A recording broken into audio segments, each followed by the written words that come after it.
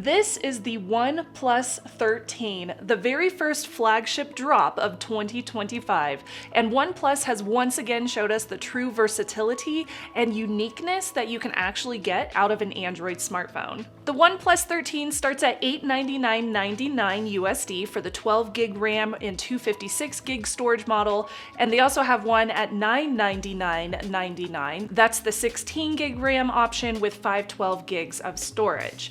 Now, it officially drops on January 7, 2025, and it comes in some pretty swanky colors like this one. So there's Black Eclipse, Midnight Ocean, and Arctic Dawn. I will be posting any deals on this new device below the video, so check the comments for any links that I find. This phone is stunning. OnePlus has gone with this very soft microfiber vegan leather on the back. I noticed that it feels really luxury in your hand. It's not slippery. The vegan leather is also really great at not displaying any fingerprints, even if you put lotion on your hands, so it looks very nice. I also wanted to mention that whenever I set this down on a table, it's quieter whenever you set it down, especially like on a glass top table or something like that.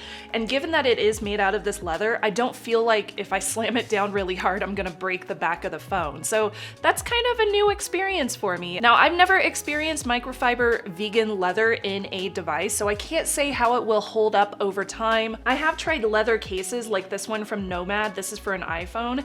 These tend to give you a really beautiful wear over time. So I'm wondering if I'll get the same thing with this vegan microfiber leather. This is gonna be a phone to revisit in a few months and let you know what the experience has been like. So the phone weighs about 210 grams. It's also 8.5 millimeters thin, so it's not bulky and it still feels really solid to the touch.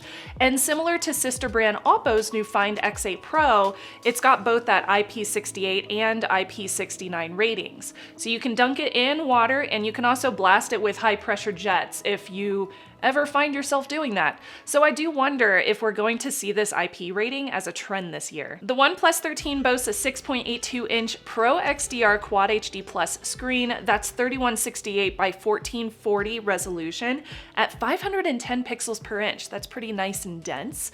It's a screen with an insane 4,500 nits peak brightness. Now, I have to say, Colorado is a very sunny state to live in, and this thing did a great job in bright light. Plus, it's also got a dynamic 1 to 120 Hz LTPO 4.1 display, and that hertz range is awesome. That means that you're gonna get those buttery smooth scrolling, some really good graphics, and crazy good battery efficiency. More on that in a bit. So things like gaming, whenever I'm watching YouTube movies or Netflix, like HDR movies, doom scrolling on Threads. Actually, are we doom scrolling on Threads yet? Is that a thing? How about Blue Sky? Well, either way, it looks fabulous. Now, before I get into the cameras, if you like this video, subscribe for my future phone reviews. I do have a few of them coming out this month.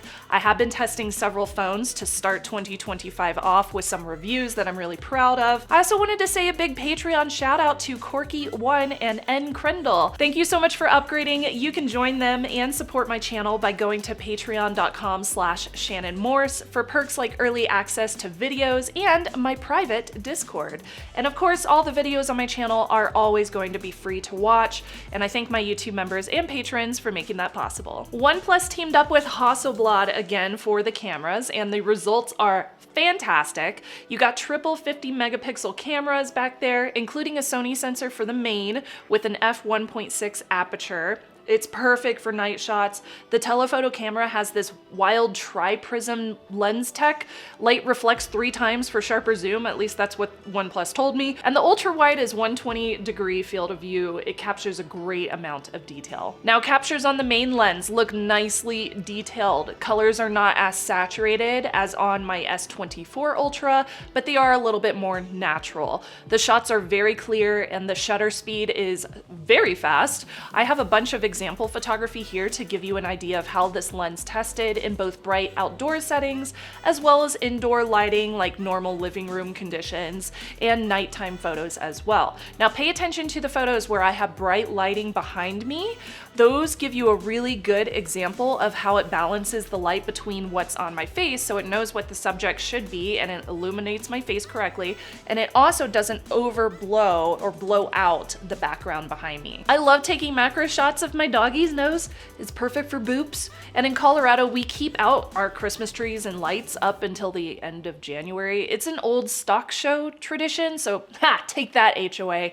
And my macros of some of my new ornaments look so artsy-fartsy and adorable. The detail in these shots are very natural, not over sharpened. I thought they looked really good overall. Wide angles are the equivalent of 15 millimeters. That's really wide, and they look very well balanced as well. Now I notice sometimes it is easier to get your macro subject in focus using the wide angle instead of the 1x main lens without switching to the master controls, which is also included for additional customizations in your photography. Like this picture of my dog's cute little paw, I had to take that with the wide angle and then get super close to her. And that way I was able to get it in focus. When I tried the 1x, it focused on her instead, even if I tried to click on the paw and get the paw in focus. So play around with the lenses. Sometimes you'll find that you can experience the same thing. Now zooming with the telephoto surprised me a lot. OnePlus included this AI telephoto functionality. So when you hit 10x zoom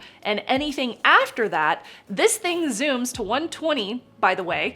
It will use AI to smooth out those grainy textures, the things that you usually see when you're zooming in at that high of a zoom. And it tries to define text or edges for the subject. So it makes it look a little bit softer, but at the same time, it's trying to define all those edges. I mean, when you get to those focal lengths digitally, we're still seeing those potato quality pictures, but these potatoes have very smooth skin. They don't look like they just came out of the dirt. Not optical quality, obviously, but I can actually read the text, which is kind of cool. It's very nice. Like, it actually worked. That's pretty neat. Videos can be recorded in up to 8K 30 FPS. Honestly, I stuck with 4K 30 for my edit because it made my processes easier. The audio sounds wonderful. Stabilization looks great. Very happy overall with the video.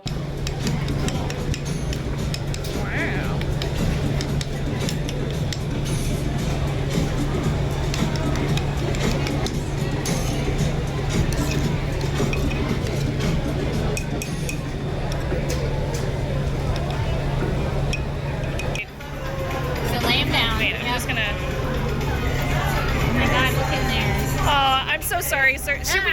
Should we give him a funeral? No, man. Okay. Oh! Oh my God! It's perfect. It's perfect. He's done. He's done. He went everywhere.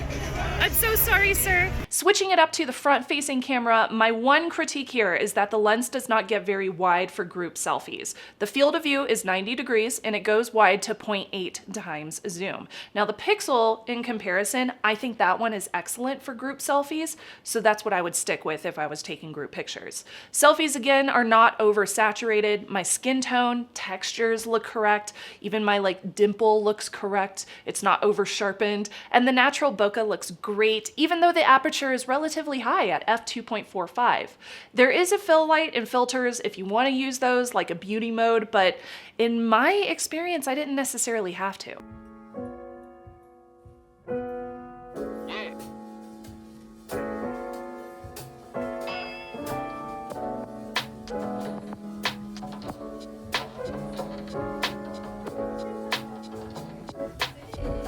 Now under the hood, it's rocking the Snapdragon 8 Elite chip, up to 16 gigs of LPDDR5X RAM and 512 gigs of super fast UFS 4.0 storage. Now my Genshin Impact gameplay was awesome. I set this thing to high settings, it ran smoothly, great graphics, and I was not getting a lot of heat out of the back of this phone. I was honestly worried about how hot it would get given that it's got this leather on the back, but it did a really good job of dissipating that heat, so it did not feel uncomfortable in my hands. So great for gaming. My 3D Mark tests were also awesome, and here are some screenshots of my benchmarks. It actually says that it maxed out for one of those, so I guess I have to find a new benchmark now because these phones are too fast for the benchmark I have been using for the past 3 3 years. This thing has got this beastly 6,000 milliampere hour battery. I keep on flinging this. I feel like I'm gonna drop it. It's massive. You get 80 watts of wired charging. It goes from 0 to 100 in 36 minutes. It's really fast. And there's also 50-watt wireless charging.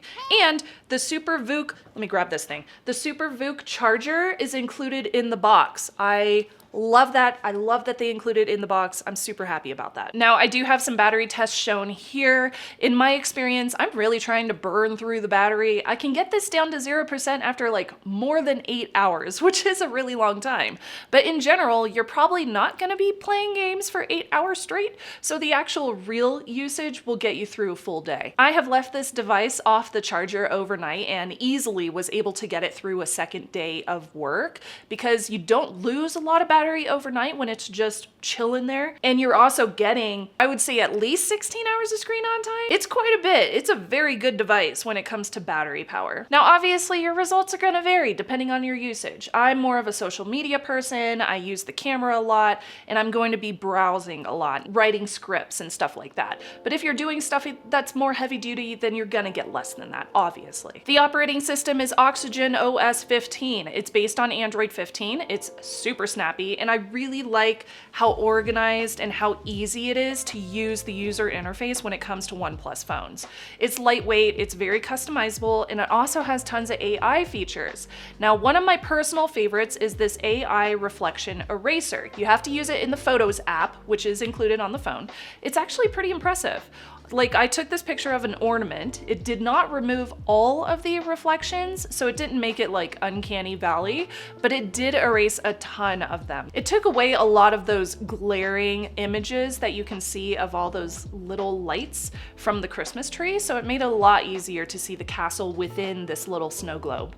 I also tried unblur and the eraser tool as well. They didn't give me the overall results that the reflection eraser did, but I did find that the unblur and the eraser tool do help. And the eraser tool is kind of like Magic Eraser, so I already knew how to use it. OnePlus guarantees 4 years of Android updates, 6 years of security updates. That's pretty good, but it's not on par with competitors. Now, USB 3.2 Gen 1 is a nice perk for data transfers via wire if you do find yourself using this. And this phone also supports Bluetooth 5.4 and Wi-Fi 7. Yay! I love that because I have Wi-Fi 7 in my house, so I'm able to use it at like the full extent, and it's so fast. So, it's a gorgeous phone. Great cameras. I love the upgraded design. The performance is excellent. The base model, interestingly, only comes in one color, and I do wish they would increase the amount of updates that you are guaranteed to get. Even though I'm not using my phones for that long of a time period, I know that other people do, and that is going to be a selling point for some people. So I would love to see an increase in the years that they have support for this phone. Now, comment below if you want to see an extended review or even comparisons with other new phones that are coming out this year. I would love to share some of those comparisons with you, and I'll see you next time. Bye, y'all.